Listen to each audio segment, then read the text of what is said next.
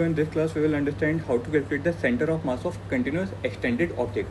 मतलब एक जो तुम्हारे पास जनरल बॉडी जो होती है ना, जिसका मास अलग अलग पॉइंट पे डिस्ट्रीब्यूटेड है, ऐसी किसी भी रैंडम बॉडी का अगर सेंटर ऑफ मास निकालने तो उसको देखेंगे. पिछली क्लास में हमने जो देखा था वहाँ पे हमारे पास डिस्क्रीट पॉइंट ऑब्जेक्ट होते थे.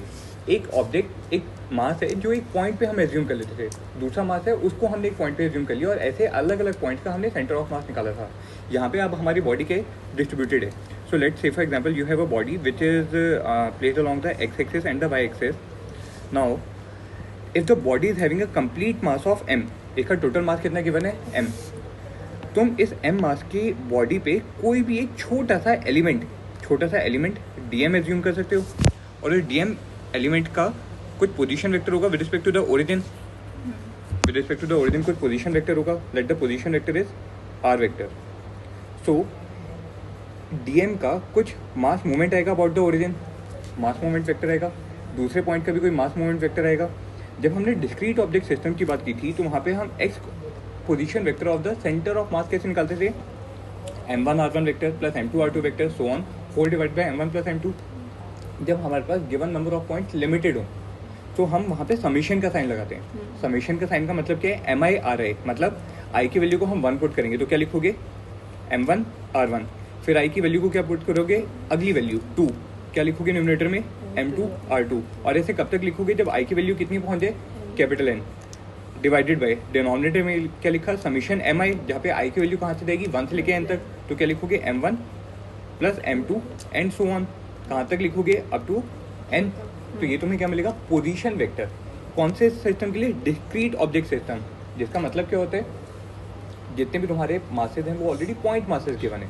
अब अगर तुम्हारे पास ऐसे पॉइंट मासेज इनफाइनाइट नंबर के अगर हो गए तो तुम्हें क्या करना पड़ेगा, इनफाइनाइट नंबर एडिशन करना पड़ेगा. उस इनफाइनाइट नंबर ऑफ एडिशन को हम बोलते हैं इंटीग्रेशन. उसी को हमने क्या नाम दिया, integration. So for continuous extended object what you will write कि R position of centre of mass will be given by integration. Infinite summation का जगह क्या लगा दिया, इंटीग्रेशन. और जो हमारी मास जो है वो मास के पॉइंट मास, हमने उस पॉइंट मास का मैग्नीट्यूड कितना माना, dm. So dm into R divided by integral dm. ये आपको क्या देगा, कंटिन्यूस एक्सटेंडेड ऑब्जेक्ट का position of centre of mass. बात समझ में आई, ठीक है. तो यहाँ से तो हमें मिल जाएगा general R coordinate x, y और z की टर्म्स में. अगर आपको सिर्फ और सिर्फ x कोऑर्डिनेट निकालना है, सिर्फ आपको कौन सा कोऑर्डिनेट निकालना है, x कोऑर्डिनेट, तो आप क्या बोलोगे, x coordinate of center of mass will be given by integral dm into x divided by integral dm. Similarly y coordinate of center of mass अगर निकालने तो क्या करोगे, integral dm into y divided by integral dm. and z coordinate of center of mass अगर निकालना हो तो integral dm into z divided by integral dm. समझ में आया. जो भी हम इंटीग्रेशन करेंगे उसमें हमारी लोअर लिमिट और अपर लिमिट भी आएगी जो हमारी बॉडी की डायमेंशन के ऊपर डिपेंड करेगी, ठीक है. सो it will be integrated over the dimension of the body. ये बात समझ में आती है. इस पॉइंट को जैसे समझो, हमारे पास एक रॉड गिवन है जिसका यूनिफॉर्म रॉड नहीं है, ये यूनिफॉर्म मास डिस्ट्रीब्यूशन नहीं है. इसका mass distribution with respect to length continuously change हो रहा है. Lambda equal to C X square kg पर मीटर से चेंज हो रहा है. और जो वेरिएशन जो है वो कौन से एंड से है, ए से बी की तरफ. मतलब जब हम ए से बी की तरफ जा रहे हैं तो उसकी मास डेंसिटी क्या होती जा रही है, बढ़ती जा रही है. मास डेंसिटी क्या होती जा रही है, बढ़ती जा रही है. मास डेंसिटी अगर बढ़ती जाएगी तो उसकी वजह से क्या होगा, हमारा हर पॉइंट का मास क्या होता जाएगा, बढ़ता जाएगा. तो मुझे जनरल एनालिसिस से ये बताओ कि सेंटर ऑफ मास किस लोकेशन की तरफ होगा या किस पॉइंट की तरफ ज़्यादा होगा, ए पॉइंट की तरफ होगा या बी पॉइंट की तरफ होगा, बी पॉइंट की तरफ. क्योंकि जैसे जैसे हम ए से बी की तरफ जा रहे हैं मास क्या होते जा रहे हैं, बढ़ते जा रहे हैं. तो बी एंड पे मासेस क्या होंगे, ज़्यादा होंगे. सेंटर ऑफ मास अपनी टेंडेंसी कहाँ पर रखेगा, हैवियर मास की तरफ जाने की. सो सेंटर ऑफ मास, अगर ये यूनिफॉर्मली मास डिस्ट्रीब्यूशन का सिस्टम अगर होता तो वहाँ पे तुम क्या बोलते कि तुम्हारा सेंटर ऑफ मास कहाँ पे लाई करेगा, ऑन द ज्योमेट्रिकल सेंटर. लेकिन मास डिस्ट्रीब्यूशन यूनिफॉर्म नहीं है इसलिए तुम क्या बोलोगे, centre of mass toward right displace हो गया. ये तो जनरल एक हम अपना एनालिसिस कर सकते हैं. एग्जैक्टली अगर आपको वैल्यू निकालनी होगी तो उसके लिए हम क्या मान लेते हैं कि आपकी जो रॉड की जो लेंथ जो है वो मान लो टोटल रॉड की लेंथ कितनी है, l. आप रॉड से किसी भी डिस्टेंस x पे गए और x पे जाके dx विड्थ का आपने छोटा सा मास एलिमेंट ले लिया, ठीक है. Now for this system the system is placed along the x axis Y axis में तो हमारी लेंथ ऑफ रॉड नेग्लिजिबल है, तो यहाँ पे हम सिर्फ और सिर्फ क्या निकालेंगे, x coordinate of centre of mass. क्या निकालेंगे, x coordinate of centre of mass. कैसे निकालेंगे, हमने बोला कि आप एक्स डिस्टेंस पे जाके डी एक्स वेट का एक छोटा सा एलिमेंट लिया था, सो इस एलिमेंट का मास कितना होगा, मास ऑफ एलिमेंट बताओ कितना आएगा, डी एम लिख लेंगे, which can be given by lambda into D x. Lambda into D x, lambda क्या है, मास पर यूनिट लेंथ, और जो भी आपका मास पर यूनिट लेंथ का वेरिएशन जो दिया हुआ है क्वेश्चन के अंदर। अगर यूनिफॉर्मली डिस्ट्रीब्यूटेड मास होता तो वहाँ पे हम लैम्डा की वैल्यू कितनी ले लेते, total mass of the rod divide by total length of the rod. लेकिन यहाँ पे नॉन यूनिफॉर्म डिस्ट्रीब्यूशन है तो हम लैम्डा का फंक्शन लेंगे जो भी उसने आपको क्वेश्चन में दिया है। ठीक है, ये तो हमें मिल गया मास ऑफ द एलिमेंट। तो मुझे यहाँ से ये बताओ, X coordinate of centre of mass अगर आपको निकालना होगा तो आप क्या बोलोगे, integral D M X divided by integral D M. R तब बोलते हैं जब हमारे पास एक्स वाई जेड कोऑर्डिनेट तीनों चेंज हो रहे हैं। हमारे पास यहाँ पे सिर्फ और सिर्फ कौन सा कोऑर्डिनेट चेंज हो रहे हैं, एक्स कोऑर्डिनेट, तो इसलिए क्या लिखा है, integral D M into X. Integration की लिमिट कहाँ से कहाँ तक आएगी, over the dimension of the body, over the dimension of the body. Dimension of the body का मतलब क्या वेरिएशन हो रहा है, लेंथ का वेरिएशन हो रहा है। सो इंटीग्रेशन की लिमिट क्या आएगी, 0 टू एल। क्या आएगी, 0 टू एल। वैल्यू पुट करो तो बताओ क्या लिखोगे यहाँ पे, डी एम की जगह क्या लिखा, lambda D X X divided by D M. इस एक्सप्रेशन को क्या करना है, हमने इंटीग्रेट करना है। अच्छा, डिनोमिनेटर में भी डी एम की जगह हम क्या लिख लेंगे, लैम्डा डी एक्स। और इंटीग्रेशन की लिमिट कहाँ से कहाँ तक की रहेंगी, 0 टू एल। ठीक है, लैम्डा की वैल्यू पुट करो, सी एक्स स्क्वायर, और सॉल्व करो।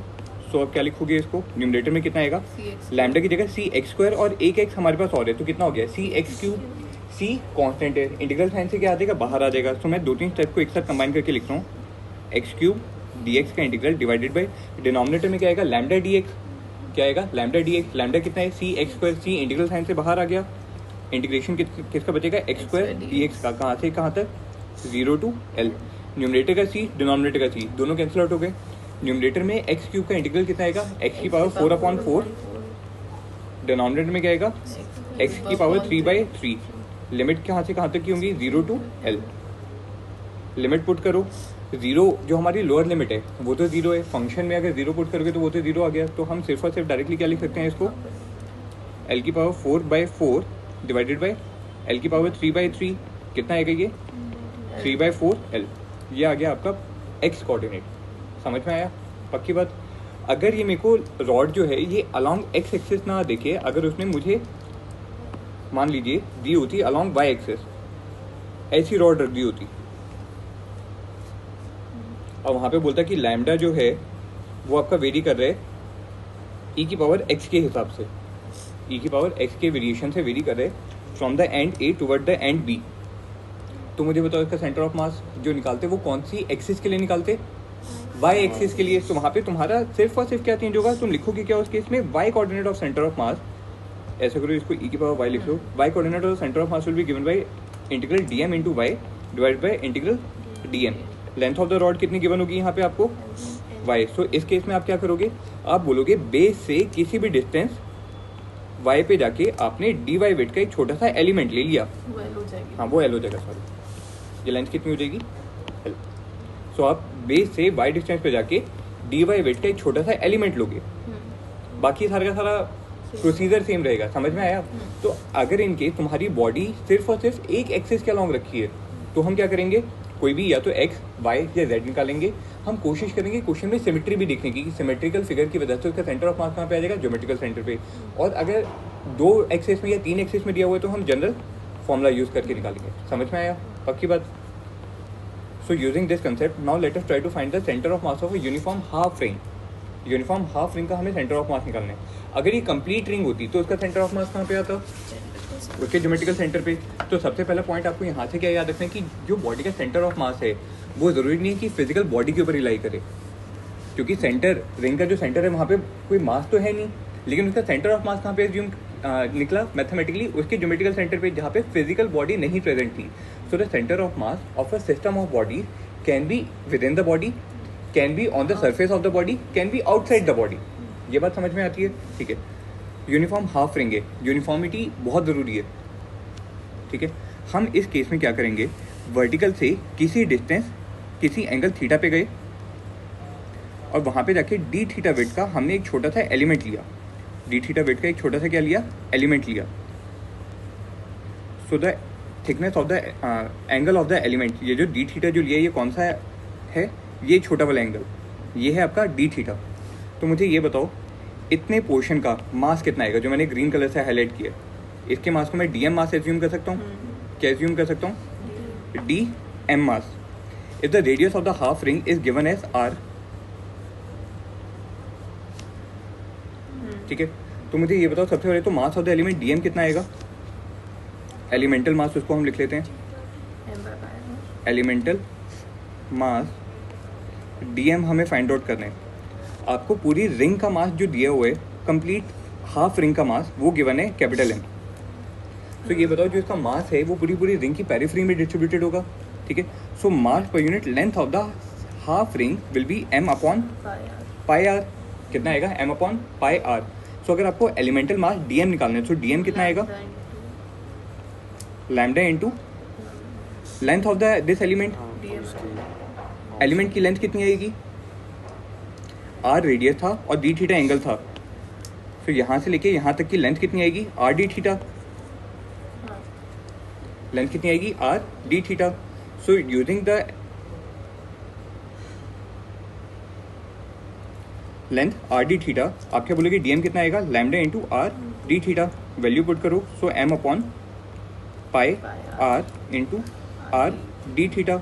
आर से आर कैंसिल आउट होगा, सो आपके पास बचेगा कितना, M upon pi into D theta. ये तो क्या आपको क्या मिला, छोटे एलिमेंट का मास मिल गया।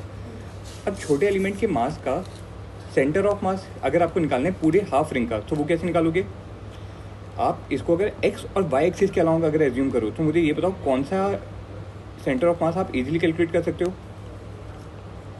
Along the x axis the body is symmetrical taking the origin at the centre of the half ring. So x coordinate और सेंटर ऑफ मास तो कहाँ पे लाई कर गया, खुद ओरिजिन पे लाई कर गया। लेकिन वाई कोऑर्डिनेट जो है वो इसका चेंज हो रहा होगा ना, वाई कोऑर्डिनेट इसका कंटिन्यूसली क्या हुआ होगा, चेंज हुआ होगा। सो अगर आपको वाई कोऑर्डिनेट निकालना है तो इसके लिए कैसे लिखोगे, वाई कोऑर्डिनेट के लिए हम थीटा एंगल पे गए थे। तो मुझे ये बताओ सेंटर से इसकी हाइट कितनी आएगी, सेंटर से एलिमेंट की हाइट कितनी आएगी, R minus R cos theta. ये वाली हाइट कितनी आएगी, आर कॉस थीटा। सो मुझे ये बताओ Y coordinate of centre of mass अगर आपको निकालना होगा तो क्या लिखोगे, integral D M into Y upon integral D M, ठीक है। जहाँ पे वाई डिस्टेंस क्या आएगा, R cos theta, D M कितना आएगा, M upon pi into D theta.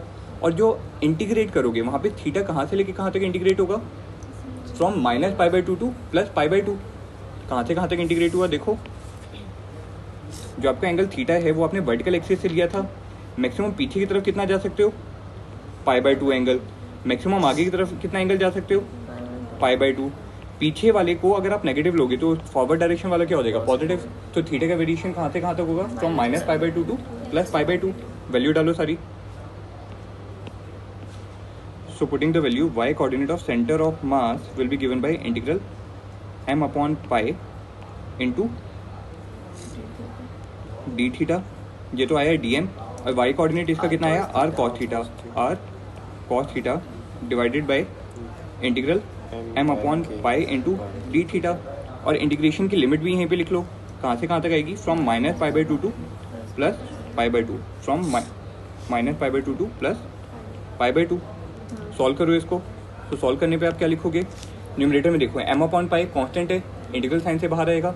Denominator में एम अपॉन पाई कॉन्स्टेंट है, इंटीग्रल साइन से बाहर आएगा। और दोनों आपस में क्या हो जाएंगे, कैंसिल आउट भी हो जाएंगे।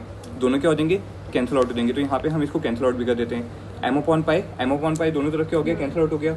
न्यूमरेटर में क्या बचेगा, देखो R cos theta D theta का इंटीग्रल। डिनोमिनेटर में क्या बचेगा, डी थीटा का इंटीग्रल। और इंटीग्रल लिमिट क्या कहाँ से कहाँ तक है, from minus pi by two to plus pi by two, हाँ या ना, from minus pi by two to plus pi by two. R cos theta का इंटीग्रल बताओ, R again is a constant, integral sign से बाहर आ जाएगा। Cos theta का integral क्या होता है, minus sine theta. Cos theta का इंटीग्रल क्या होता है, minus sine theta. So you will write, R तो बाहर आ गया, अंदर क्या आएगा, माइनस कॉस होता है, कॉस का साइन ही होता है। हाँ, कॉस का प्लस साइन थीटा।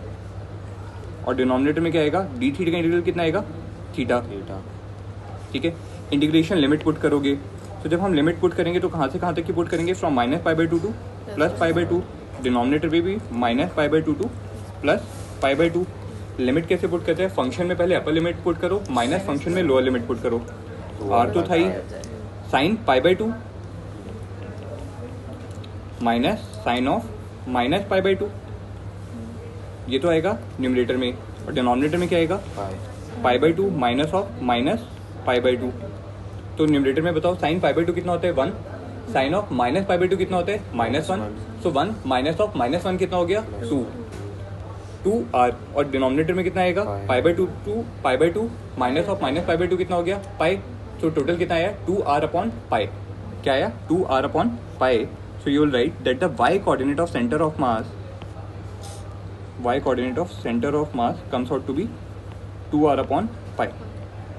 ठीक है, y हमने कहाँ से वीडी करवाया था, centre of the semi ring से, हाफ रिंग से। तो y कोऑर्डिनेट जो 2r/π जो है वो कहाँ से आया है, इसके सेंटर से।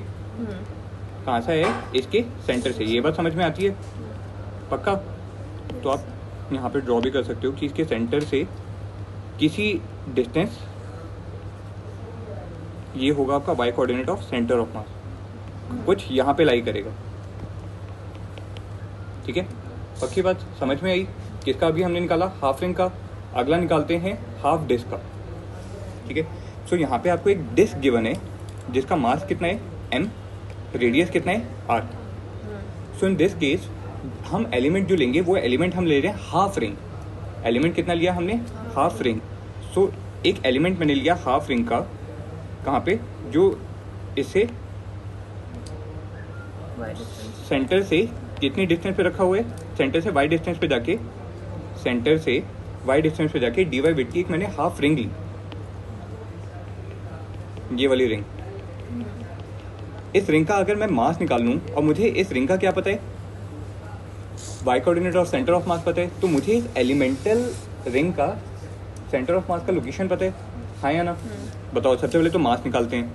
मेरे को मास पर यूनिट एरिया, यहाँ पे हम बात किसकी करेंगे, मास पर यूनिट एरिया, क्योंकि जो आपका पूरा सेमी डिस्क का जो मास जो है वो किस में डिस्ट्रीब्यूटेड है, एरिया में डिस्ट्रीब्यूटेड है। तो उसको हम कैसे रिप्रेजेंट करेंगे, सिग्मा से। आएगा कितना, m/πr²/2। सो कितना लिखोगे उसको, 2m/πr²। ये तो आया mass per unit area of the disc. अब मुझे किसका मास निकालना है, एलिमेंट का मास। सो एलिमेंट का मास कितना है, dm। वो कितना लिखेंगे, sigma into area of the element, area of the elemental ring. Ring का एरिया कैसे निकालोगे, circumference multiplied by thickness of the ring. Circumference multiplied by thickness of the ring. Circumference कितना आएगा, पाई इंटू वाई, और thickness कितनी आई, dy। So कितना लिखोगे, sigma into pi Y into dy। क्या मिल गया मुझे, dm। सिग्मा की वैल्यू पुट करो, 2m/πr²। So 2m/πr² into pi Y dy।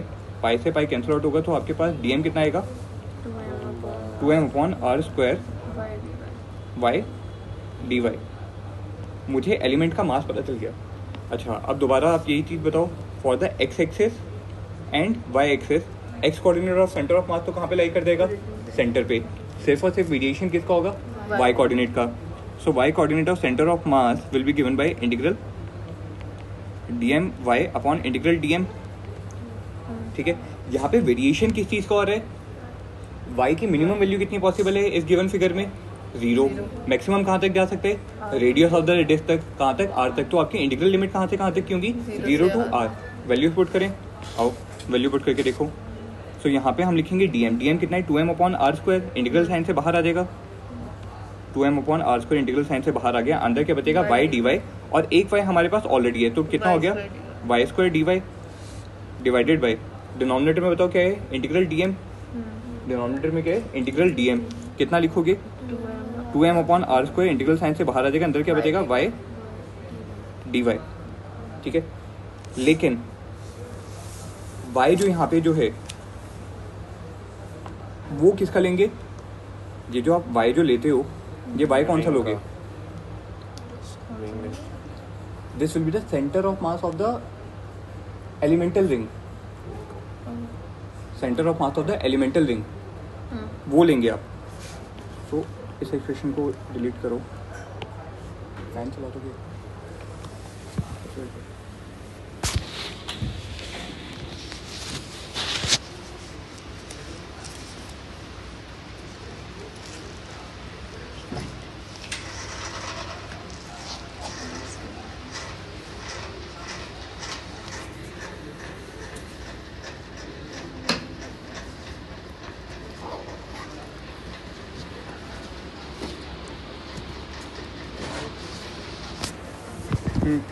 यहाँ पे y जो लेंगे, ये क्या लेंगे, जो हमारे डीएम वाला जो मास जो है उसका सेंटर ऑफ मास। डीएम क्या था, एलिमेंटल रिंग, इसके सेंटर ऑफ मास की लोकेशन क्या है, 2y अपॉन पाई। अगर r तुम्हारी रिंग थी तो इसका y कोऑर्डिनेट क्या आया था, 2r अपॉन पाई। यहाँ पे अगर y रेडियस की अगर हमारी एलिमेंटल रिंग है तो उसका सेंटर ऑफ मास का लोकेशन कितना आया, 2y अपॉन पाई। अब वैल्यू पुट करो तो क्या लिखोगे, डीएम की जगह क्या लिखा, 2m upon are square into Y D Y multiplied by क्या आएगा आपके पास, Y coordinate of centre of mass कितना आया, 2y upon pi, 2y upon pi. ठीक है, डिनोमिनेटर में बताओ क्या आएगा, डिवाइडेड बाई इंटीग्रल डीएम, और इंटीग्रल डीएम कितना है, 2m upon are square Y D Y. Integrate कहाँ से कहाँ तक करोगे, 0 to capital R, 0 to capital R. अब बताओ न्यूमरेटर में जो तुम्हारे पास 2m अपॉन आर स्क्वायर की जो क्वांटिटी जो है वो क्या हो जाएगी, डिनोमिनेटर वाली 2m अपॉन आर स्क्वायर की वैल्यू के साथ कैंसिल आउट हो जाएगी, और तुम्हारे पास क्या बचेगा न्यूमरेटर में, y, एक y तो आपके पास यहाँ से बचा, एक y यहाँ से बचा, कितना हो गया, वाई स्क्वायर, एक 2 कांस्टेंट आएगा 2 अपॉन पाई, एक और कांस्टेंट आएगा न्यूमरेटर में। सो इसको हम कैसे लिखेंगे, 2 अपॉन पाई तो हमारे पास न्यूमरेटर में एक कांस्टेंट आ गया, integral of y square d y, integral limit कहाँ से कहाँ तक की, 0 to r, divided by denominator में बताओ 2m अपॉन आर स्क्वायर तो कैंसिल आउट हो गया, बचा क्या, y D y, integral limit 0 से लेके आर तक की। ठीक है, न्यूमरेटर को बताओ वाई स्क्वायर को जब इंटीग्रेट करोगे तो क्या आएगा, वाई क्यूब अपॉन 3, डिनोमिनेटर में क्या आएगा, y square upon 2।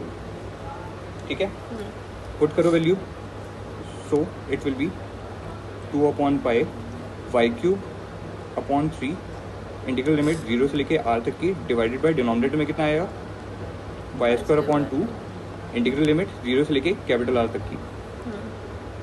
Limits put करो तो न्यूमरेटर में क्या लिखोगे, 2 अपॉन पाई तो है ही, आर क्यूब अपॉन 3 माइनस 0 तो बचेगा कितना, आर क्यूब अपॉन 3, डिनोमिनेटर में R square upon 2, so it will be 2 upon pi into R cube upon 3 divided by R square upon 2। Solve करो तो कितना आएगा ये, 4/3 pi R, so 4 by 3 pi R कितना आया, 4r अपॉन 3 पाई। समझ में आया, कौन सा कोऑर्डिनेट आया ये, y coordinate of centre of mass, x coordinate कहाँ पे, सेंटर पे उसके। ठीक है, अब अगर यहाँ पे इस केस में आपको डिस्क जो है वो x और y के अलाउंग दी हुई है, डिस्क को रोटेट करके अगर उसने आपको y कोऑर्डिनेट उसका 0 आ रहा होगा, x कोऑर्डिनेट क्या आ रहा होगा, 4r अपॉन 3 पाई। सो आपको x या y की टर्म में नहीं याद रखना है, आपको याद क्या रखना है कि डिस्क के बेस से, क्या, डिस्क के बेस से जो आपका सेंटर ऑफ मास का जो लोकेशन जो आया वो यहाँ पे कुछ आया, तो ये वाली हाइट कितनी रही होगी, 4r अपॉन 3 पाई। ये समझ में आया। अब क्या है, कोई भी ओरिएंटेशन हो निकाल लोगे डायरेक्टली, पक्का। आगे देखें, the next case is the centre of mass of a hollow hemisphere. Hollow hemisphere की बात करते हैं। अगर हम कंप्लीट सॉलिड कंप्लीट अगर हेमीस्फीयर होता तो उस केस में आप क्या बात करते, उसके तो ज्योमेट्रिकल सेंटर पे आ जाता, लेकिन यहाँ पे क्या हॉलो है, वो भी हेमीस्फीयर है, कंप्लीट स्फीयर नहीं है। तो उस केस में उसका एक्स कोऑर्डिनेट और सेंटर ऑफ मास कहाँ रहेगा, वो तो अपनी लोकेशन पे रहेगा। चेंज कौन सा होगा, सिर्फ और सिर्फ वाई कोऑर्डिनेट। चेंज कौन सा होगा इसका, y coordinate. So in this case I will proceed as in the case of the ring also. हमने सबसे पहले तो क्या निकालना है इसका mass per unit, area of the hemisphere, क्योंकि यहाँ पे जितना भी मास जो इसका डिस्ट्रीब्यूटेड होगा हेमीस्फीयर का, वो इसके कर्व सरफेस एरिया में डिस्ट्रीब्यूटेड होगा। हेमीस्फीयर का कर्व सरफेस एरिया कितना होता है,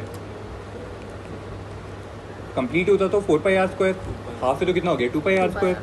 सो सिग्मा कितना आएगा, m अपॉन 2πr²। अब जो मैंने यहाँ पे अपनी एलिमेंट जो मानी है वो है मेरी एलिमेंटल रिंग। वो क्या है? एलिमेंटल रिंग, जो रेड कलर से मैंने दिखाई हुई है। और इस एलिमेंटल रिंग को हम कुछ यहाँ पे मान रहे हैं, ठीक है, इन सच अ वे कि इसका जो रेडियस जो आया एलिमेंटल रिंग का रेडियस, ये रेडियस कितना होगा? ये वाला स्मॉलर रेडियस हम उसको मान लेते हैं। और जितने एंगल पे ये इंक्लाइंड जो है, जिस एंगल पे ये इंक्लाइंड है, let's say for example centre से अगर मैं यहाँ तक की बात करता हूँ, सो यहाँ पे दो आपको लेंथ्स मिलेंगी। एक तो होगी नीचे वाली और एक होगी इससे ऊपर वाली, ठीक है। मतलब थीटा एंगल पे आके डी थीटा विड्थ का एक छोटा सा एलिमेंट लिया और हमने उसकी पूरी एक एलिमेंटल रिंग एज्यूम की। और एलिमेंटल रिंग का रेडियस स्मॉल आर है। कितना है उसका रेडियस? Small are. सो मुझे ये बताओ स्मॉल आर और कैपिटल आर में रिलेशन क्या आएगा? अगर आप इस ट्रायंगल को अगर कंप्लीट करो,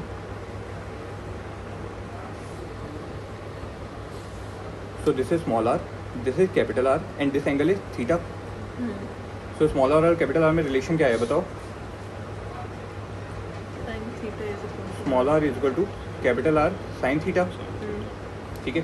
तो जो मेरी एलिमेंटल रिंग जो मैंने मानी उसका रेडियस कितना मिला? Capital R sine theta. Width कितनी है उसकी? Capital R D theta. Width मतलब ये जो इसका ये वाला पोर्शन जो है, ये वाला पोर्शन, ये पोर्शन कितना होगा? Capital R into D theta, क्योंकि डी थीटा हमारे विड्थ थी। So this is how much? R D theta. तो मुझे एलिमेंटल रिंग का एरिया पता चल गया। कितना आएगा? 2 सर्कमफेरेंस मल्टीप्लाइड बाई थिकनेस। सो अगर मुझे एलिमेंट का मास निकालना है dm, वो कितना आएगा? Sigma into 2πr into R D theta. और वहाँ पे स्मॉल आर की वैल्यू को क्या पुट करेंगे? Capital R sine theta. Solve करो, सारी वैल्यू डालो, m/2πr² into 2πr into r into D theta, sorry r sine theta, r sine theta into R D theta. R square denominator के r के साथ cancel out हुआ, 2π से 2π भी cancel out होगा, तो बचेगा कितना? m sign theta D theta. तो आपको एलिमेंट का मास पता चल गया, एलिमेंट का मास पता चल गया। और एलिमेंट माना क्या है आपने? रिंग मानी है। रिंग का सेंटर ऑफ मास कहाँ पे लाई करेगा? उसके ज्योमेट्रिकल सेंटर पे। रिंग का सेंटर ऑफ मास कहाँ पे लाई करेगा? रिंग के ज्योमेट्रिकल एक्सिस सेंटर पे। तो मुझे अब ये बताओ, जो हम इसका y coordinate of centre of mass जो लिखेंगे, y coordinate of centre of mass लिखा, वो क्या आएगा? Integral dm y divide by integral dm। वहाँ पे dm की जगह हम क्या पुट करेंगे? m sign theta D theta, ठीक है, m sign theta D theta. और आपके पास y जो आएगा वो कहाँ पे आएगा? इस रिंग के ज्योमेट्रिकल सेंटर पे। लेकिन रिंग का जो ज्योमेट्रिकल सेंटर जो है वो आपके हॉलो हेमिस्फीयर के सेंटर से किसी हाइट पर है। कितनी हाइट पर है वो? r cos theta. कौन सी वाली हाइट की बात की जा रही है यहाँ पे? यहाँ से लेके यहाँ तक की हाइट। ये हाइट कितनी आएगी? Capital R cos theta. So जो हम यहाँ पे y की वैल्यू जो पुट करेंगे वो क्या पुट करेंगे? R cos theta. समझ में आया? वैल्यूज पुट करो, क्या लिखोगे? dm की जगह हमने क्या लिख लिया? m sine theta, m sign theta D theta multiplied by r cos theta को इंटीग्रेट करेंगे, डिवाइडेड बाय डिनोमिनेटर में इंटीग्रल किसका आएगा? m sign theta D theta का। ये बताओ थीटा का वेरिएशन कहाँ से कहाँ तक का होगा? थीटा आएगा -π/2 से +π/2 तक। कहाँ से? फ्रॉम -π/2 टू +π/2, ठीक है। न्यूमरेटर को सॉल्व करो, m कांस्टेंट है, r कांस्टेंट है, दोनों इंटीग्रल साइन से बाहर आएंगे और अंदर क्या बचेगा? Sine theta cos theta. अंदर क्या बचेगा? Sine theta cos theta. Mathematics में साइन 2 थीटा क्या होते हैं? Since sine 2 theta is equal to 2 sine theta cos theta. तो यहाँ से साइन थीटा कॉस थीटा कितना आएगा? Sine 2 theta upon 2। So using this identity as well हम क्या करेंगे? यहाँ पे y coordinate of centre of mass जो हम निकाल रहे हैं, यहाँ पे सारी वैल्यूज पुट करो। तो क्या लिखोगे? Y coordinate of centre of mass में m और r इंटीग्रल साइन से बाहर आ गया था, अंदर के बचा साइन थीटा कॉस थीटा, जिसको मैंने क्या लिख लिया sine Sin 2 2 theta theta upon 2, upon 2। और जो 2 है वो भी इंटीग्रल साइन से बाहर आ जाएगा। अंदर के बचेगा integral of sine 2 theta D theta divided by denominator में बताओ सिर्फ m बाहर आएगा इंटीग्रल साइन के, और बचेगा क्या साइन थीटा डी थीटा का इंटीग्रल। और इंटीग्रेशन लिमिट कहाँ से कहाँ तक की है, from minus pi by two to plus pi by to. कहाँ से कहाँ तक, from minus pi by two to plus pi by to. Numerator और डिनोमिनेटर में आपका m कैंसिल आउट हो जाएगा, ठीक है। अच्छा साइन 2 थीटा का इंटीग्रल कितना आएगा, माइनस कॉस 2 थीटा। देखो देखो देखो, जो तुम्हारा साइन थीटा का इंटीग्रल जो होता है integral of sine theta D theta, वो आता है माइनस कॉस थीटा। और अगर आपको इंटीग्रेशन करना होगा साइन 2 थीटा डी थीटा का, तो वो कितना आएगा minus cos 2 theta whole divided by 2, ठीक है। मतलब बेसिकली जनरलाइज क्या करना चाह रहा हूँ मैं कि यहाँ पे 2 थीटा की जगह अगर a थीटा अगर लिखा होता, क्या लिखा होता, साइन a थीटा, तो यहाँ पे cos a theta upon a आ जाता।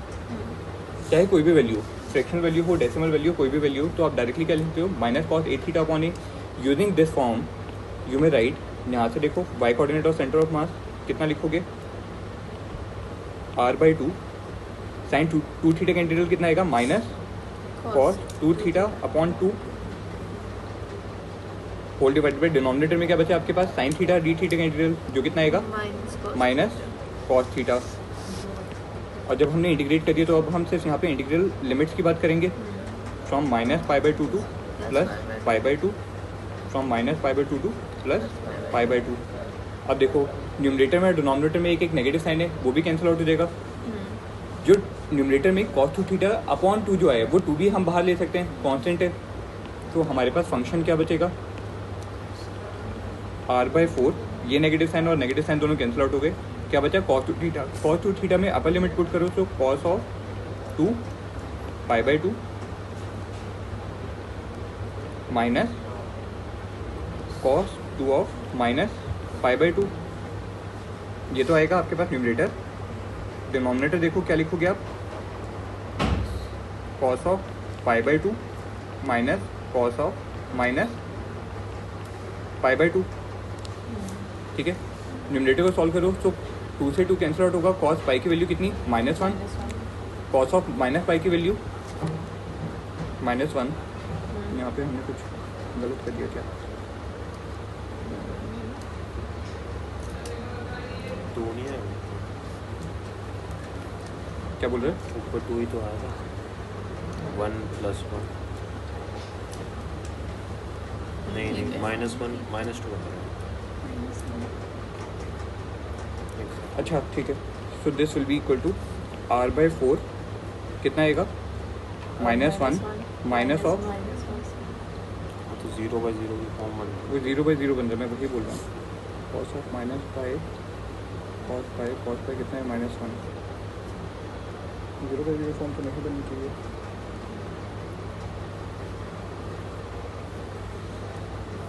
अच्छा यहाँ पे सॉरी, यहाँ पे जो हमारी इंटीग्रल लिमिट है वो 0 से लेके π/2 तक की होगी, -π/2 टू प्लस π/2 नहीं होगा, क्योंकि आपका थीटा जब 0 था तो आपका एलिमेंट कहाँ पे रहा होगा, यहाँ पे। और जैसे जैसे आप एंगल थीटा को चेंज करते जा रहे थे, आपकी जो रेंज है वो पूरे सर्कमफेरेंस को कवर करती जाती है। थीटा कहाँ से जाएगा, फ्रॉम 0 टू π/2, -π/2 टू प्लस π/2 नहीं होगा। तो जो हमारी इंटीग्रल लिमिट्स हैं उसको चेंज कर लो। क्या इंटीग्रल लिमिट्स होंगी 0 टू π/2, फिर भी चेंज कर लो फ्रॉम 0 टू π/2, और उसकी वजह से ये वाली टर्म भी आपकी चेंज हो जाएगी, ये वाली टर्म भी चेंज हो जाएगी। तो लिखेंगे क्या हम यहाँ पे 0, और यहाँ पे भी आएगा cos 0। अब देखो cos पाई कितना आएगा -1 माइनस कॉस ऑफ 0 कितना आएगा +1, ये तो आएगा आपके पास न्यूमरेटर में। डिनोमिनेटर में क्या आएगा cos π/2 कितना होता है 0, और cos 0 कितना होगा 1, ठीक है।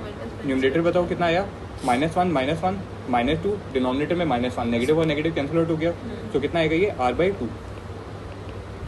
सो y coordinate of the centre of mass for the hemisphere, for the hollow hemisphere will be at a distance of r/2, कहाँ से, फ्रॉम द बेस।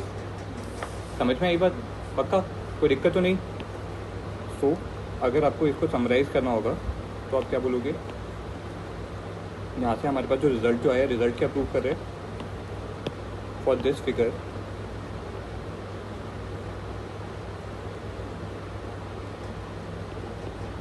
ये सारा कुछ भूल जाओ।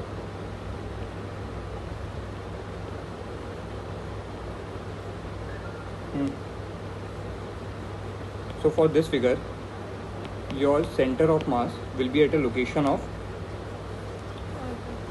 r/2 from the base. ठीक है, आगे देखो, centre of mass of a solid hemisphere. अब हमारे पास क्या है? Solid hemisphere. जब हॉलो हेमिस्फीयर था तो हमने एलिमेंट क्या लिया था? Elemental ring. अगर हमारे पास सॉलिड हेमिस्फीयर है तो इसमें हमारा एलिमेंट क्या हो जाएगा? डिस्क। एलिमेंट क्या हो जाएगा? Disc. So in this case as well I have taken a elemental disc. उसको हम क्या रखेंगे? हमने उसको यहाँ पे पुट किया इन सच अ वे। सर हम इसमें छोटे छोटे रेक्टेंगल्स भी तो ले सकते हैं। छोटे छोटे रेक्टेंगल्स का जैसे आप करते हो ना, तो एक रेक्टेंगल ले लिए छोटा वाला। रेक्टेंगल? हाँ सर, वो करते हैं तो उसका करके कर लें। रेक्टेंगल कैसे एलिमेंट ले सकते हो? एलिमेंट सिमेट्रिकल एलिमेंट होना चाहिए आपका। हाँ सर, वो इनफाइनाइट पे ले लेते हैं, ऐसे कुछ होता था। बाद में रेक्टेंगल वो सीधे वाले बनेंगे। रेक्टेंगल जो लेगा ना, उस रेक्टेंगल में तेरा यहाँ पे कर्वेचर, हेमिस्फीयर का कर्वेचर कंटिन्यूसली हाँ, चेंज वो होगा। तो है। तो उसका एरिया या उसका मास निकालना बहुत कॉम्प्लेक्स हो जाएगा तुम्हारे लिए। कुछ सिमेट्रिकल फिगर इसलिए लेते हैं, ठीक है। तो हमने क्या लिया, वर्टिकल एक्सेस से थीटा एंगल पे आए और डी थीटा विड्थ का एलिमेंट लिया। सो इस एलिमेंट की विड्थ कितनी हो जाएगी? R D theta. जो एलिमेंट है उसका रेडियस यहाँ से काउंट होगा, और वो रेडियस कितना लेंगे हम? Small r. स्मॉल आर और कैपिटल आर में रिलेशन क्या आएगा? वही जो हमारे पास पिछले केस में भी आया था। क्या लेंगे? Small r equal to capital R sine theta, सबसे पहला। दूसरा, जो हमारा हेमिस्फीयर जो है, इस हेमिस्फीयर का टोटल मास m गिवन है, रेडियस r गिवन है। अब जो इसका टोटल मास है वो इसके वॉल्यूम में डिस्ट्रीब्यूटेड होगा, जो कि सॉलिड है, इसलिए किस में डिस्ट्रीब्यूट होगा? वॉल्यूम में। तो उसके हम वॉल्यूमेट्रिक मास डेंसिटी की बात करते हैं, जिसको डिनोट करते हैं रो से। और ये आएगा कितना? मास m divide by volume of the hemisphere. कितना आएगा? 2/3 पाई r क्यूब। कितना आएगा? 2/3 पाई r क्यूब। तो ये कितना लिख लिया? 3m अपॉन 2 पाई r क्यूब। अब अगर हमें वॉल्यूम में डिस्ट्रीब्यूट करना है तो mass of the element dm, dm कितना हो जाएगा? Mass per unit volume divide by volume of the elemental disc. Volume of the elemental disc मतलब area of the disc multiplied by thickness of the disc. Area of the disc कितना है? Pi are square. और thickness कितनी है? Capital R D theta. Value put करो सारी। So 3m upon 2 pi are cube into पाई, थोड़ा सा side में लिख लेते हैं। सो dm कितना आएगा? 3m upon 2 pi are cube into pi. Are square की जगह क्या लिखा? R square sine square theta into R D theta. अब इधर देखो, r इंटू आर स्क्वायर कितना हो गया? R cube. डिनोमिनेटर में आर क्यूब, टर्म पूरी की पूरी कैंसिल आउट होगी। न्यूमरेटर में पाए, डिनोमिनेटर में पाए, दोनों क्या हो जाएंगे? कैंसिल आउट हो जाएंगे। सो आपके पास dm कितना बचेगा? dm will B 3m by 2 sign square theta into D theta. Sine square theta into D theta. ये तो आपको मिल गया एलिमेंटल डिस्क का मास। डन। अब हम क्या निकालेंगे? इसका y coordinate of centre of mass, क्योंकि x कोऑर्डिनेट कहाँ पे लाई करने वाला है? अगेन सेंटर पे। y coordinate of centre of mass will be given by integral dm into Y divide by integral dm। और यहाँ पे y जो लेंगे, ये y क्या बता रहे हैं हमें? जो हमारी एलिमेंटल एलिमेंट जो है उसका सेंटर ऑफ मास का डिस्टेंस कहाँ से? बॉडी के ओरिजिन से। मतलब कौन सा डिस्टेंस? यहाँ से लेके यहाँ तक का डिस्टेंस। ये डिस्टेंस कितना आएगा? r cos theta. So this distance will be r cos theta. So y की वैल्यू कितनी पुट करेंगे? r cos theta. Value put करो सारी। सो dm की जगह हमने क्या लिख लिया? 3m upon 2 sign square theta D theta. 3m upon 2 sign square theta D theta. और y की जगह क्या पुट किया? r cos theta divide by integral dm, मतलब integration of 3m upon 2 sign square theta into D theta. Integration की limits कहाँ से कहाँ तक होगी, 0 से ध्यान से बताओ। 0 to pi by 2। Pi by 2, 0 to pi by 2। Numerator और डिनोमिनेटर में अगर हम देखेंगे तो हमारे पास 3m/2 कॉमन आ जाएगा। तो 3m/2 वाला हमारा पूरा पूरा टर्म कैंसिल आउट हो जाएगा। न्यूमरेटर में एक हमारे पास कांस्टेंट r इंटीग्रल साइन से बाहर आएगा, ठीक है। और हमारे पास न्यूमरेटर क्या बचेगा, sine square theta cos theta का integral. So let us write down. आपके पास y coordinate of centre of mass क्या आएगा, integral r sine square theta cos theta D theta divide by integration of sine square theta into D theta, ठीक है। क्या आएगा आपके पास, sine square theta sine square theta cos theta D theta का integral divide by sine square theta D theta, ठीक है। यहाँ पे आपको अब इंटीग्रेशन की अलग अलग टेक्निक यूज़ करके इसको सॉल्व करना पड़ेगा। ये सॉल्व करके जब आप देखोगे तो this will come out to be y coordinate of centre of mass जो आएगा, it will come out to be 3r/8 at a distance of 3r/8 from the base of the hemisphere, ठीक है। कोई दिक्कत तो नहीं। अदरवाइज इसको solve करने के लिए आप क्या यूज़ कर सकते हो, आपके पास r स्मॉल r और कैपिटल R में साइन थीटा को अगर हम जनरल डिस्टेंस में अगर रिप्लेस कर दें, जैसे y की वैल्यू कितनी थी, r cos थीटा, y की वैल्यू कितनी है, r cos थीटा, तो मुझे ये बताओ साइन थीटा की वैल्यू कितनी आएगी for the given triangle. Triangle कौन सा हम एज्यूम कर सकते हैं, सर वैसे ना कर लें, साइन स्क्वायर थीटा को 1 माइनस कॉस स्क्वायर थीटा लिख के वहीं से कर लें पूरा। वहाँ से कर सकते हो। वहाँ पे कॉस क्यूब थीटा आएगा, कॉस क्यूब थीटा का इंटीग्रल निकालना होगा। तो दूसरी टेक्निक देख, r y और ये एंगल गिवन है थीटा। तो हम यहाँ पे क्या कर रहे हैं, ये ट्रायंगल गिवन है, इस ट्रायंगल में बताओ कॉस थीटा और साइन थीटा का को कैसे लिख सकते हो। Sine theta is equal to small r by capital R, और कॉस थीटा को क्या लिख सकते हैं, y बाई कैपिटल R। तो जहाँ पे आपके पास कॉस थीटा आया वहाँ पे आप क्या लिख लोगे, y बाई कैपिटल R। जहाँ पे आपके पास आया साइन स्क्वायर थीटा उसकी जगह क्या लिख लिया, r by capital R।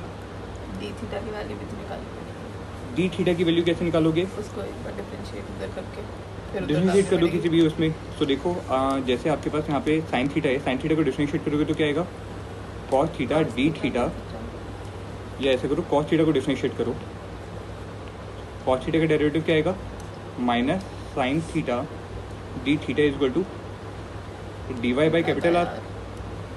So d theta कितना आ गया,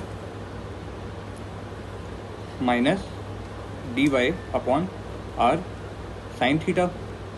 साइन थीटा कितना है, small r upon capital R। So it will be minus D Y upon R into small r upon capital R। Capital R और capital R cancel out हुआ। Small r को हम y की terms में लिख सकते हैं, y और r की टर्म्स में। कैसे, from Pythagoras theorem small r is equal to under root of r square minus Y square. So आपके पास डी थीटा कितना आ जाएगा, minus D Y upon under root of R square minus Y square. ये D theta की value हो गई। Sign square theta की जगह क्या लिख लेना है, ये वाला टर्म, कॉस थीटा की जगह दूसरा टर्म लिखो, और आपका पूरा पूरा जो क्वेश्चन जो है वो थीटा की टर्म्स में ना रह के वाई की टर्म्स में आ गया, जहाँ पे वाई कहाँ से कहाँ तक वेरी करेगा, from 0 to capital R, from 0 to capital R। So using any of these two method you can change your integration, ठीक है। इंटीग्रेट करने के बाद आपके पास y coordinate of centre of mass जो आएगा, it will be at a distance of 3r/8 from the base of the solid hemisphere, ठीक है। Next comes the centre of mass of a uniform hollow कोन। अब यहाँ पे हमारे पास एक uniform hollow कोन है, इसका हमें सेंटर ऑफ मास निकालना है। So in this case also we are assuming a strip ring having a mass of dm। हमने स्ट्रिप रिंग को कुछ यहाँ पे प्लेस कर लिया, ठीक है। And here we are taking that this strip ring is at a distance of slant height x slant height पे जाके dx विड्थ का हमने एलिमेंट लिया। बात समझ में आई, ठीक है। So I must draw it properly. यहाँ से ये वाला डिस्टेंस जो आएगा, this distance is x and this width between these two elements is dx, ठीक है। And let us say that the semi apex angle is given as theta. ये वाला एंगल जो है semi apex angle of the cone is given as theta. If the radius of the cone is capital R, radius of the cone अगर capital are हमें पता है, तो जो हमने एलिमेंटल रिंग जो मानी है स्ट्रिप रिंग, उसका रेडियस स्मॉल आर जो होगा वो कितना होगा, एक्स साइन थीटा। इसका रेडियस जो आएगा, ये वाला radius r, it will come out to be x sine theta. ठीक है।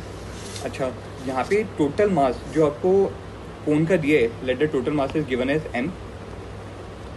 सो टोटल मास जो हमारा कोन का है ये कि पूरे पूरे सर्कमफेरेंस में डिस्ट्रीब्यूटेड होगा।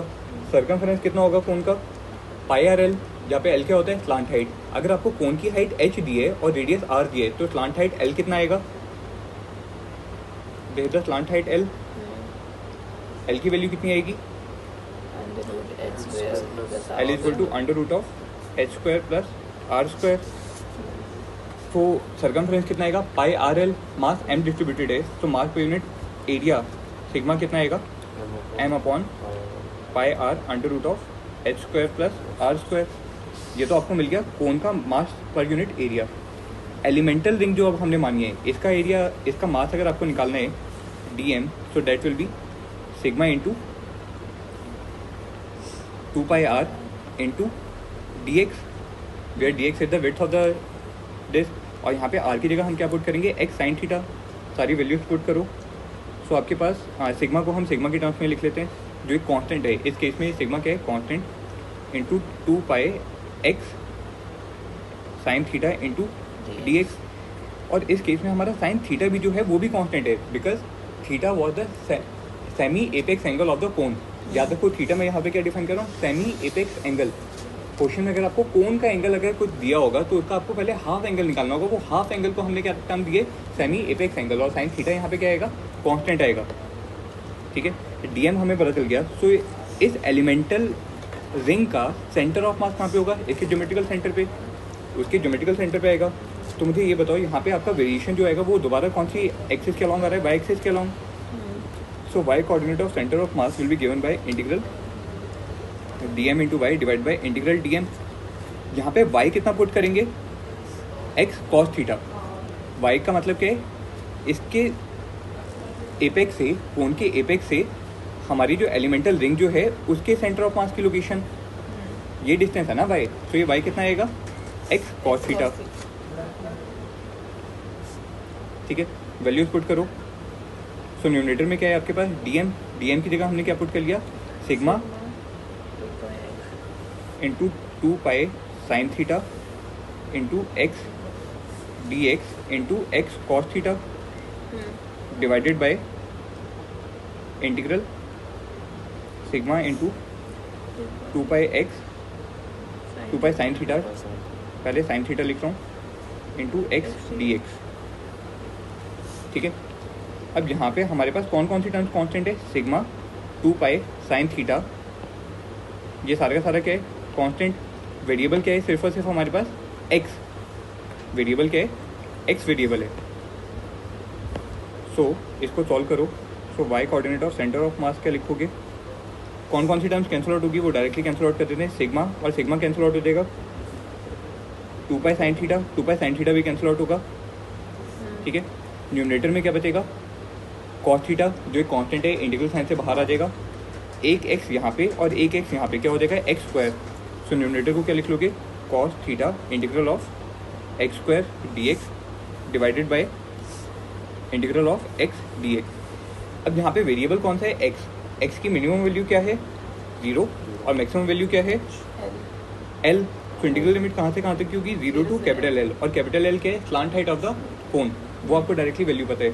सो न्यूमरेटर को जब हम सॉल्व करेंगे तो क्या आएगा, एक्स क्यूब अपॉन 3, डिनोमिनेटर क्या आएगा, एक्स स्क्वायर अपॉन 2। सॉल्व करो फर्दर तो क्या लिखोगे आप इसको, it will become cos theta into L cube upon 3 divided by L square upon 2, जहाँ पे मैंने डायरेक्टली लिमिट भी पुट कर दी है।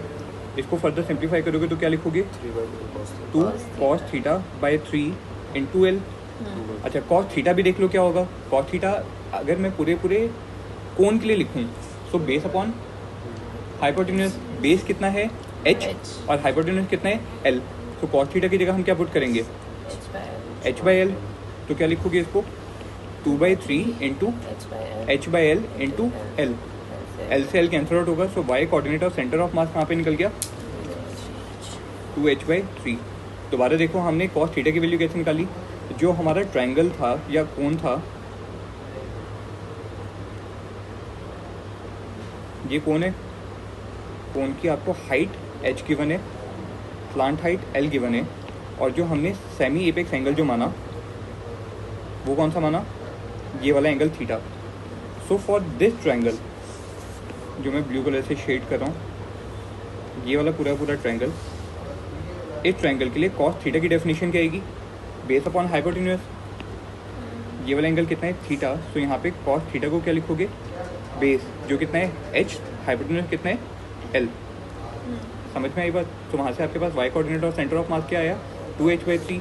It mean that from the base of this cone your centre of मास, नहीं यहाँ पे हमने x को कहाँ से वेरी किया था, टॉप से, एपेक्स से। सो एपेक्स से कितनी हाइट पे आएगा, एपेक्स से कितनी हाइट पे आएगा 2h/3। सो बेस से कितनी हाइट पे आ गया h माइनस 2h/3 मतलब h/3। समझ में आई बात। ये जो रिजल्ट हमने कोन के लिए निकाले, this result is also valid for triangular shape, any shape triangle की। बात समझ में आई पक्का। आगे देखो, जैसे अभी हमने निकाला था हॉलो कोन का, अब हमें किसका निकालना है सॉलिड कोन के लिए।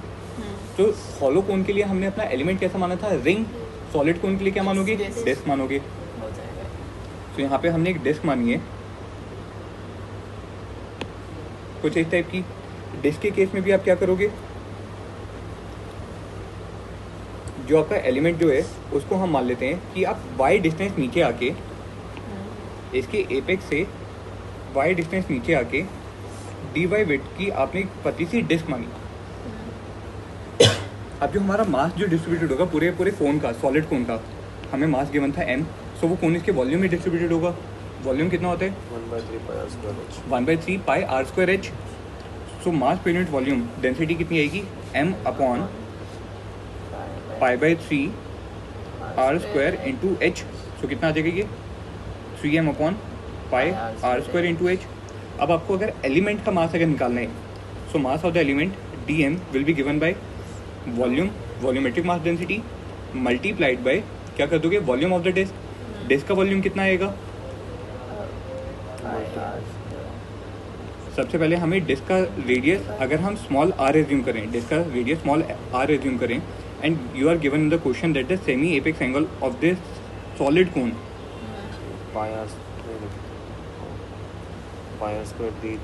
जितना आपने वो कितना आएगा थीटा। मान लेते हैं solid apex semi apex angle is theta. So r कितना आएगा by tan theta.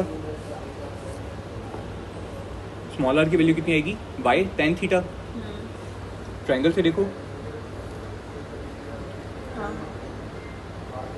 Sorry triangle कैसे बन रहा है कुछ इस टाइप का, जहाँ पे ये है y, ये है r और ये वाला एंगल है थीटा। तो tan थीटा की डेफिनेशन क्या देगी आपको, परपेंडिकुलर अपॉन बेस। परपेंडिकुलर कितना लेंगे r और बेस कितना लेंगे y। सो y और r में क्या रिलेशन है, that r upon y is equal to tan theta. So r कितना आएगा by tan theta. So area of the elemental disc कितना हो जाएगा pi are square into thickness, कितना लिखेंगे pi are square into d y, जहाँ पे r की वैल्यू कितनी लेंगे y tan थीटा।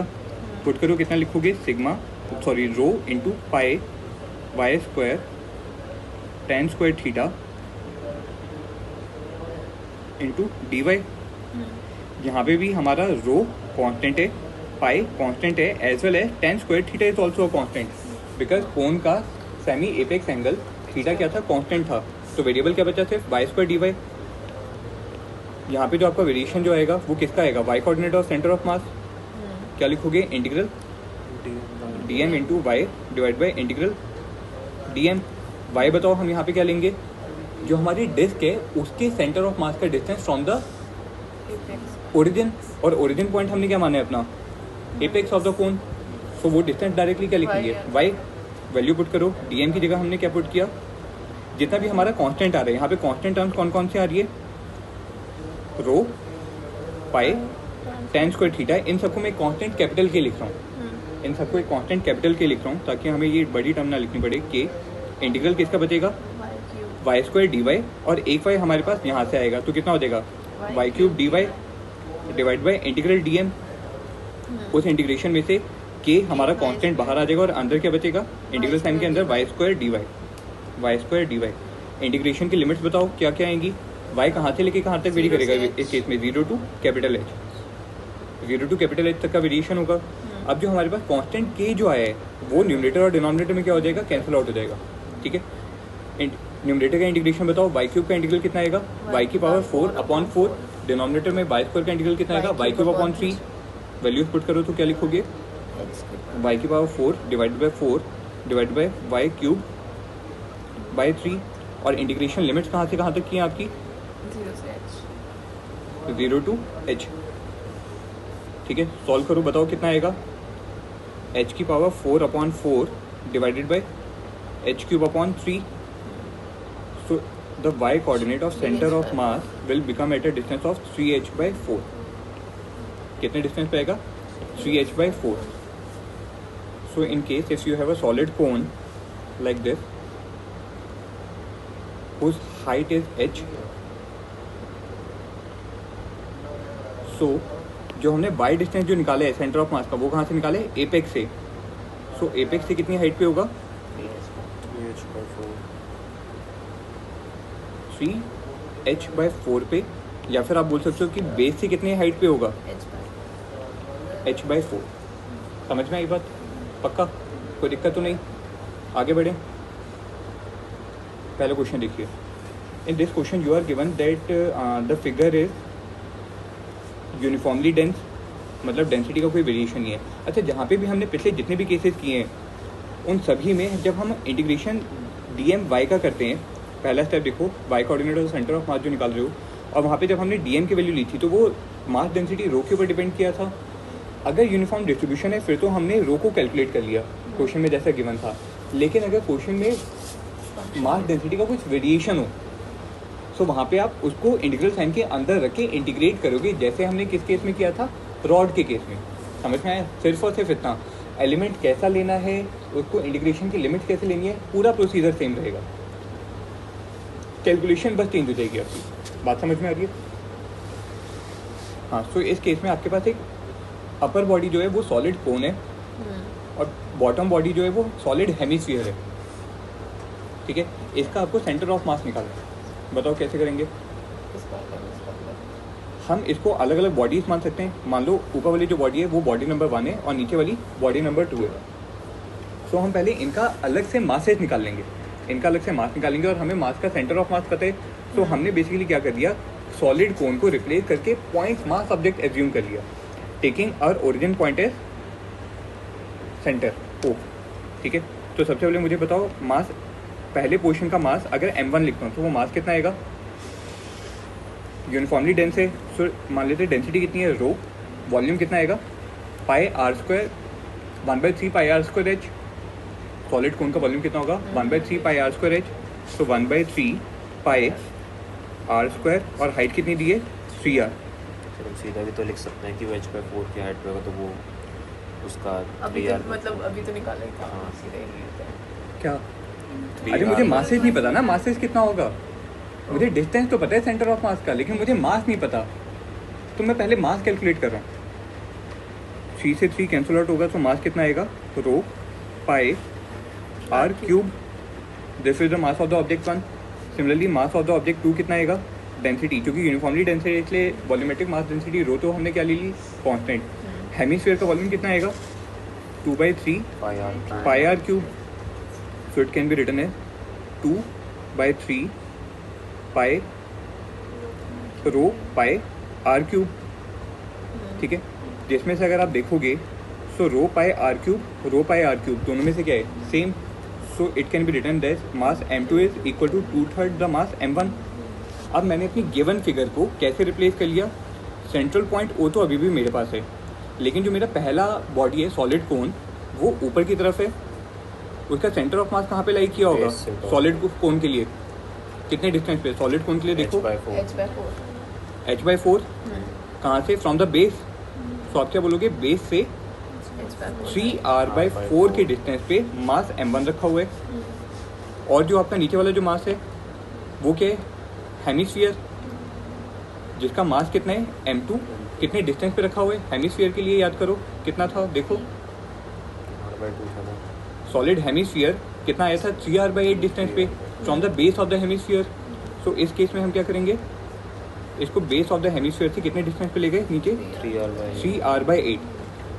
अब दो मासेज हैं, दोनों मासेज के बीच का डिस्टेंस हमें पता है, तो इसका वाई कोऑर्डिनेट और सेंटर ऑफ मास निकल जाएगा पक्का। कैसे निकालोगे उसको बताओ? तुम किसी भी पॉइंट को ओरिजिन मान लो, तो वहाँ से डिस्टेंस y पे अगर आपको निकालना है, तो y coordinate of centre of mass will be given bye m2l/m1 plus m2, जहाँ पे l लेंथ कितनी हो जाएगी? Total distance between the two object जो कितना आएगा? 3r/4 plus 3r/8। समझ में आया? हमने क्वेश्चन को कैसे रिड्यूस कर दिया? सिंप्लीफाई करके। ठीक है पक्का। आगे देखें। Yes, sir. इसको जब आप सॉल्व करोगे ना, तो सॉल्व करने के बाद आपके पास फाइनल आंसर जो आएगा, इसके बाद फाइनल आंसर जो आएगा, it will come out to be 3r/10। ये आपके पास फाइनल आंसर आएगा। ठीक है, ये तो है एक मेथड। दूसरा मेथड मास मूवमेंट्स का। मास मूवमेंट मेथड क्या बोलेगा? अगर हम ओरिजिन को अपना ओरिजिन मान ले, उससे ऊपर वाले डिस्टेंस से पॉजिटिव, नीचे वाले डिस्टेंस क्या हो जाएंगे? नेगेटिव। और हम वेक्टर फॉर्म में अगर इसको लिखें तो डायरेक्टली आप लिख सकते हो। तो वहाँ पे ऑल्टरनेटिव मेथड में आप क्या लिख लोगे?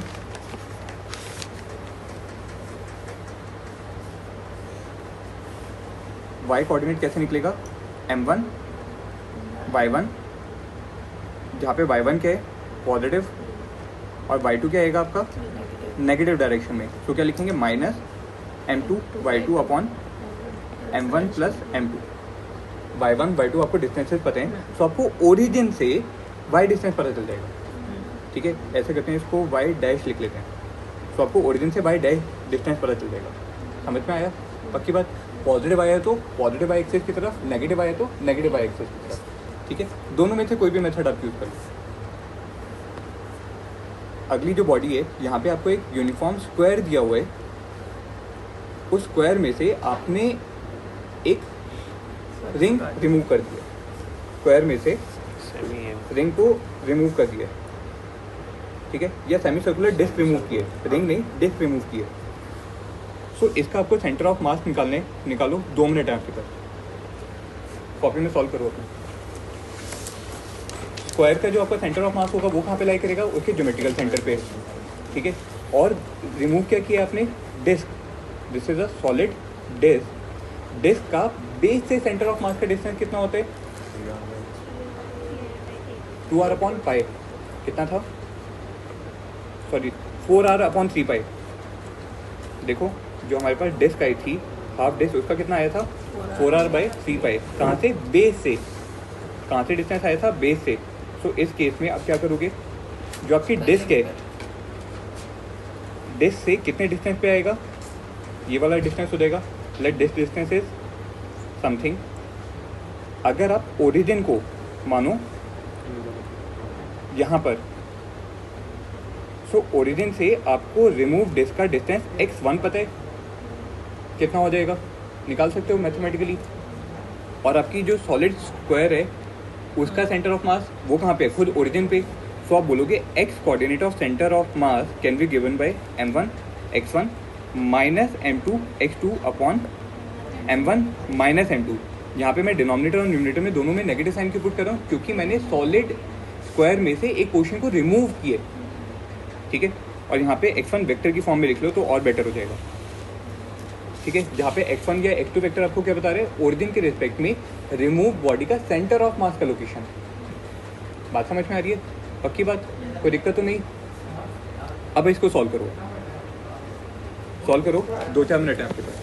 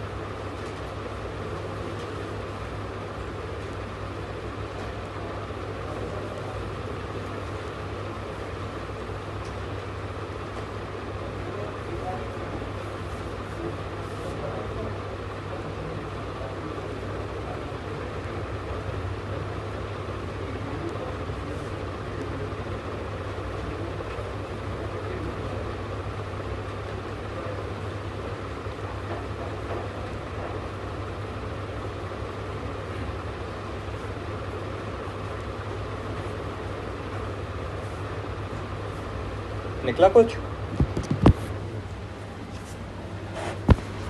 बताओ क्या निकला? सबसे पहले मुझे x1 की वैल्यू बताओ कितनी आएगी? x1 will be a/2 minus 4/3 pi of a/2। 4r/3 पाई होता है ना, और जो हमने डिस्क जो निकाली है उसका रेडियस कितना है? a/2। सो 4r/3 पाई में हमने r की जगह क्या पुट कर दिया? a/2। ये कितना है आपके पास? कुछ वैल्यू आ जाएगी x1 की, ठीक है? सॉरी, हम ऐसा करते हैं, जो हमने मास बॉडी 1 जो माने उसको अगर हम कंप्लीट स्क्वायर प्लेट माने तो उसका x1 कितना आएगा? 0। सो जो हमने निकाला है, ये क्या निकाला है? x2। सो मैं बॉडी 1 को क्या एज्यूम कर रहा हूँ? Square plate. तो स्क्वायर प्लेट का मास m1 कितना आएगा? सिग्मा, जो यूनिफॉर्म मास डेंसिटी है, multiplied by a square multiplied by a square. ये तो आ गया आपके पास मास, और इसका x1 कितना आएगा? 0। जो हमने दूसरी बॉडी मानी है वो कौन सी मानी है? Removed disc. यहाँ पे रिमूव्ड वर्ड याद रखना आपको ज़रूरी है, क्योंकि रिमूव के लिए हम फॉर्मूले में नेगेटिव साइन यूज़ करेंगे। इसका मास m2 कितना आएगा? सिग्मा इंटू पाई a/2 का होल स्क्वायर, और इसका x2 जो है वो हमने ऊपर अभी लिख लिया, कितना आएगा? a/2 माइनस 4r/3 पाई, जहाँ पे r कितना होगा? a/2। दोनों वैल्यूज़ को अपने x कोऑर्डिनेट और सेंटर ऑफ मास के फॉर्मूले में जब आप पुट करोगे तो आपके पास x coordinate centre of mass जो निकल के आएगा, सॉल्व करोगे तो सॉल्व करके वो आएगा a multiplied by 3 pi minus 4 divided by 6 times 8 minus pi. समझ में आया? ठीक है, अब आपको एप्लीकेशन समझ में आ रही है। जो हमने ऊपर जितनी भी डेरिवेशंस की थी, वहाँ से हम कैसे अपने किसी भी न्यूमेरिकल को सॉल्व करेंगे। जो डिस्टेंस हमने निकाला है वो मोस्टली केसेस में बेस से याद रखो। जो आपकी फिगर है उसके बेस से याद रखो, तो किसी भी पॉइंट पर उसने डिस्टेंस कहीं से भी पूछा होगा वो आप निकाल सकते हो फिर। ठीक है, एक क्वेश्चन और देखो इसी टाइप का। In this case you are given a uniform cylinder of height 2r and radius r। इसमें से आपने एक हेमीस्फीयर को कट किया है जो दिखाया हुआ है, तो रिमेनिंग ऑब्जेक्ट जो होगा उसका सेंटर ऑफ मास निकालना। ठीक है, so in this case also let us assume कि आपकी जो पहली बॉडी जो है, पहली बॉडी के सॉलिड सिलेंडर, पहली बॉडी जो है वो अगर सॉलिड सिलेंडर रही होती तो उसका मास m1 कितना आता? Density multiplied bye volume of the cylinder. Volume of the cylinder कितना होता है? पाई r स्क्वायर एच, पाई r square into H. Height, H height क्या है? सिलेंडर की हाइट जो कितनी गिवन है यहाँ पे? 2r। कितनी गिवन है? 2r। तो आपको मास m1 पता चल जाएगा। और इसका x coordinate of centre of mass कहाँ पे लाई करेगा? इसके ज्योमेट्रिकल सेंटर पे। अगर आप बेस ये वाली लाइन मानो, बेस को अगर ये वाली लाइन मानोगे तो वहाँ से सॉलिड सिलेंडर का x1 किस डिस्टेंस पे आएगा? नेगेटिव साइड पे। कितने डिस्टेंस पे होगा? h/2 पे। और वेक्टर की फॉर्म में लिखेंगे तो क्या लिखेंगे? Minus h/2। वेक्टर फॉर्म में लिख लिया तो minus h/2, taking origin at this point. दोबारा देखो, हमने क्या मान लिया? ये ओरिजिन है, ये हमारी y एक्सेस और दूसरी वाली हमारी x axis. So solid cylinder का कोऑर्डिनेट कहाँ पे रहा होगा? x1 पे, जो कितना आएगा? माइनस h/2, और h की वैल्यू कितनी होगी? 2r। दूसरी बॉडी हम क्या एज्यूम कर लेते हैं?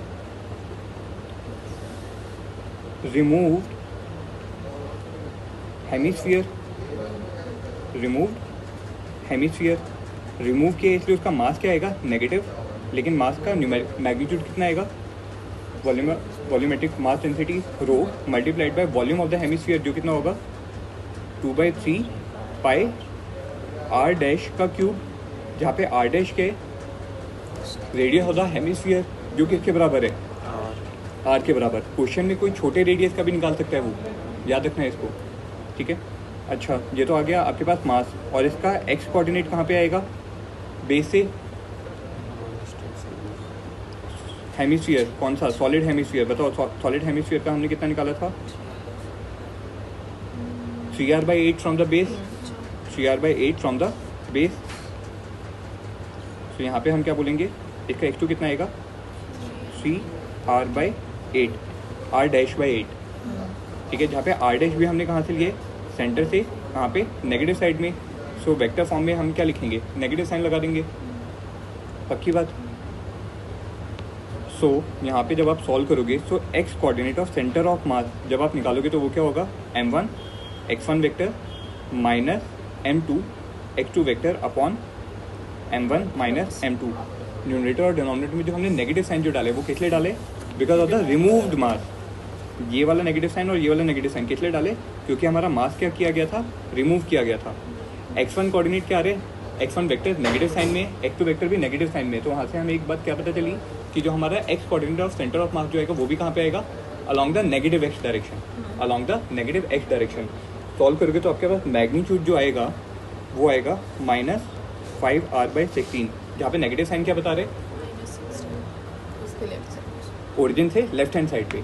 अब वो किसी भी एज से अगर आपसे डिस्टेंस पूछे वो डिस्टेंस आप निकाल सकते हो। जैसे मान लो हमने तो ओरिजिन कहाँ पे माने, राइट फेस पे।